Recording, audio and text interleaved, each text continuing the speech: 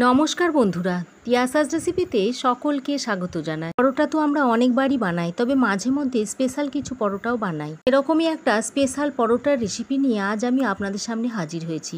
একেবারে অথেন্টিক ওয়েতে বিহার স্পেশাল ছাতুর পরোটা। আর সাথে বলে দেব কিভাবে বানালে কোনায় কোনায় পুড়ে ঠাসা থাকবে, বেলার সময়তেও ছিঁড়বে না আর ভাজার সময়তেও চুপসাবে, একেবারে ফুলে ফুলে উঠবে। আসুন তাহলে দেখে নেওয়া যাক এই রেসিপিটা। ছাতুর পরোটা বানানোর জন্য এখানে একটা বড় বাটির মধ্যে নিয়ে নিচ্ছি 1 বাটি ময়দা। এই বাটির মাপ করে 1 বাটি ময়দা দিয়ে দিচ্ছি। আর ওর সঙ্গে দিয়ে দিচ্ছি 1 বাটি গমের আটা। এবার স্বাদ মতো নুন দিয়ে দিচ্ছি। তারপর এর মধ্যে দিয়ে দিচ্ছি 1 টেবিল চামচ মতো সাদা তেল।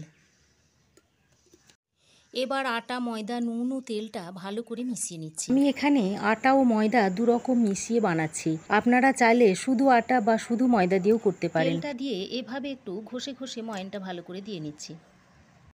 তেল ও নুনটা দিয়ে আটা ও ময়দাটাকে খুব ভালো করে দেখুন মিশিয়ে নিয়েছি। এবার অল্প অল্প নর্মাল জল দিয়ে আটাটাকে মেখে নিচ্ছি।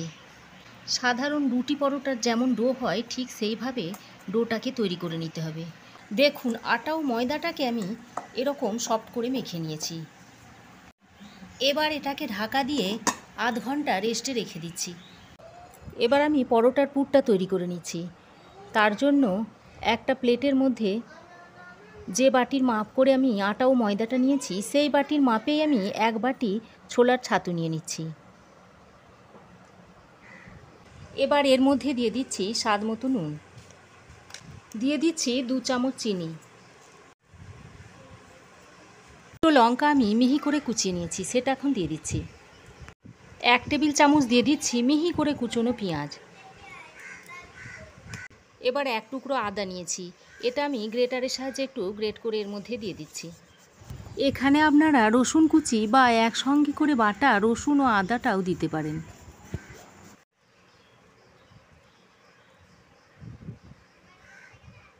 জিরে ও ধনে মিলে 1 চামচ দিয়ে দিচ্ছি জিরে ধনে পাউডার। ছোট চামচের 1 চামচ দিয়ে দিচ্ছি গরম মশলা পাউডার। ধনে পাতার গুঁড়ো দিয়ে দিচ্ছি 1 চামচ। 1 চা চামচ জোয়ান নিয়েছি, জোয়ানটা হাতে ডলে এইভাবে দিয়ে দিচ্ছি। আর দিয়ে দিচ্ছি 1 চামচ সাদা তেল।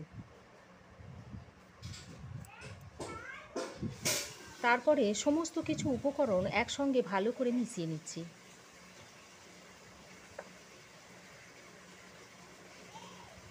সমস্ত উপকরণ হাত দিয়ে ভালো করে মেখে নেওয়ার পর এর মধ্যে অল্প অল্প জল দিয়ে মেখে নিচ্ছি।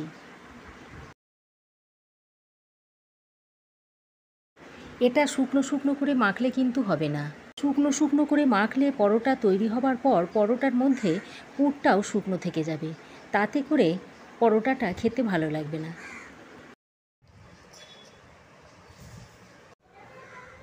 এবার মেখে নেওয়ার পর সবশেষে আমি দিয়ে দিচ্ছি একটু পাতিলেবুর রস। আপনারা এখানে পাতিলেবুর রসের বদলে আমচুর পাউডার কিংবা চাট মশলা কিংবা আচারও দিতে পারেন। এবার পাতিলেবুর রসটা দিয়ে আরও একবার ভালো করে মিশিয়ে নিচ্ছি। দেখুন পুরটা ঠিক এরকম টাইপের করেছি, খুব ভেজা ভেজাও করিনি আবার খুব শুকনোও করিনি। দেখুন পরোটার পুরটা আমি তৈরি করে নিয়েছি। আর এদিকে ততক্ষণে আটা ও ময়দার ডোটাও আধ ঘন্টা রেস্টে রাখা হয়ে গেছে। এবার আরও খানিকক্ষণ হাতে করে একটু মেখে নিচ্ছি। এবার এগুলো একটু গোল গোল শেপ দিয়ে নিচ্ছি।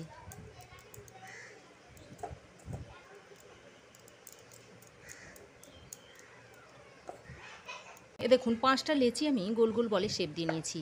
এবার এর মধ্যে থেকে একটা করে লেচি নিয়ে হাতের সাহায্যে এরকম বাটি শেপ দিয়ে নিচ্ছি। উপর দিকটা একটু পাতলা হবে কিন্তু মাঝখানটা একটু মোটা থাকবে, যাতে পুরটা বেরিয়ে না যায়, তাই মাঝখানটা একটু মোটা রাখতে হবে।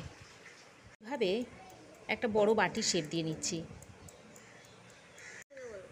দেখুন এরকম একটা বড় বাটি তৈরি করে নিয়েছি। এবার এই পুর থেকে চামচের সাহায্যে যতটা বেশি করে ভরে নেওয়া যায় ততটাই ভরে নিচ্ছি পুরটা। একটু বেশি করে পুর দেবেন, যত পুর বেশি দেবেন খেতে তত ভালো লাগবে। একটু চেপে চেপে এইভাবে পুরটা ভরে নেবেন। তারপর মুখটাকে এভাবে সিল করে নিতে হবে।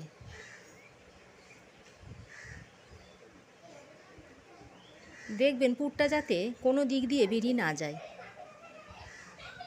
এইবার এই দিকটাও এরকম করে এইভাবে গোল করে শেপ দিয়ে নিচ্ছি।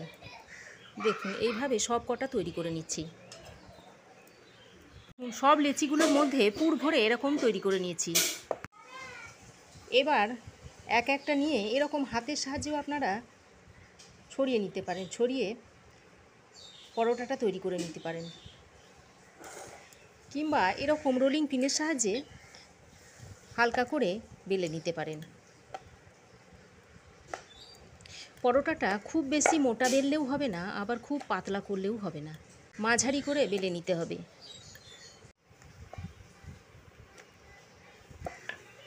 দেখুন এইভাবে পরোটাটাকে আমি বেলে নিয়েছি।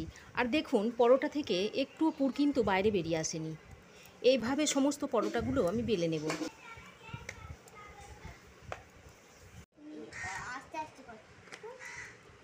দেখুন সব কটা পরোটা আমার তৈরি করে নেওয়া হয়ে গেছে। তাওয়া গরম করে নিয়ে শুকনো তাওয়ার মধ্যে পরোটাটা দিয়ে দিচ্ছি। এক পিঠ সেঁকা হয়ে গেলে উল্টে দিচ্ছি। প্রথমে আমি সব পরোটাগুলোই শুকনো ভেজে তুলে নেব। একসঙ্গে অনেক পরোটা বেলে রাখার ফলে অনেক সময় তোলার সময় দেখা যায় যে পরোটাগুলো তুলতে গিয়ে ছিঁড়ে যাচ্ছে। তাই প্রথমে যদি একবার এইভাবে সেঁকে নেওয়া হয়, তারপর তেলে ভাজা হয়, তাহলে পরোটাগুলো ছিঁড়ে যাবার আর ভয় থাকে না। সব পরোটাগুলো শুকনো সেঁকে নেওয়ার পর এবার এর মধ্যে তেল দিয়ে ভেজে নিচ্ছি। আমি এখানে সাদা তেলটা ব্যবহার করেছি, তবে আপনারা চাইলে সাদা তেলের পরিবর্তে ঘি দিয়েও ভেজে নিতে পারেন। তবে সেক্ষেত্রে ঘি দিয়ে ভাজলে খেতে খুবই ভালো হয়। পরোটাগুলো আমি লো টু মিডিয়াম হিটে উল্টে পাল্টে ভালো করে ভেজে নিচ্ছি। হাই হিটে পরোটাগুলো ভাজলে পরোটাগুলো পুড়ে যাওয়ার সম্ভাবনা থাকে। এবার এক পিঠ ভাজা হয়ে গেলে পরোটাটাও উল্টে দিচ্ছি। পরোটাটা কত সুন্দর ফুলেছে দেখুন। পরোটাটা লো টু মিডিয়াম হিটে উল্টে পাল্টে ভালো করে ভেজে তুলে নিচ্ছি। এভাবে সমস্ত পরোটাগুলোকে তেল দিয়ে ভেজে নেব। আর এভাবে ভাজলে তেলটাও যেমন কম লাগে, তেমনি খেতেও ভালো লাগে। এভাবে ছাতুর পরোটা বানিয়ে আপনারা সকাল বা বিকালে জলখাবার হিসাবেও রাখতে পারেন। যেহেতু এটা একটা হেলদি রেসিপি, তাই বাচ্চাদের টিফিনেও দেওয়া যেতে পারে। এটা খেলে পেটটাও অনেকক্ষণ ভরে থাকে। আর তাছাড়া দূরে যদি কোথাও বেড়াতে যান, সেক্ষেত্রে এই ছাতুর পরোটাটা তৈরি করে সঙ্গে রাখতে পারেন। এটা 3 দিন পর্যন্ত ভালো থাকে। দেখুন সব পরোটাগুলো ভেজে আমি সার্ভ করে দিয়েছি। তবে আমার মতো করে একবার পরোটাটা এইভাবে বানিয়ে খেয়ে দেখবেন। আমার এই আজকের ছাতুর পরোটার রেসিপি আপনাদের কেমন লাগলো অবশ্যই কমেন্ট করে জানাবেন। আশা করি আমার এই ছাতুর পরোটা আপনাদের ভালো লেগেছে।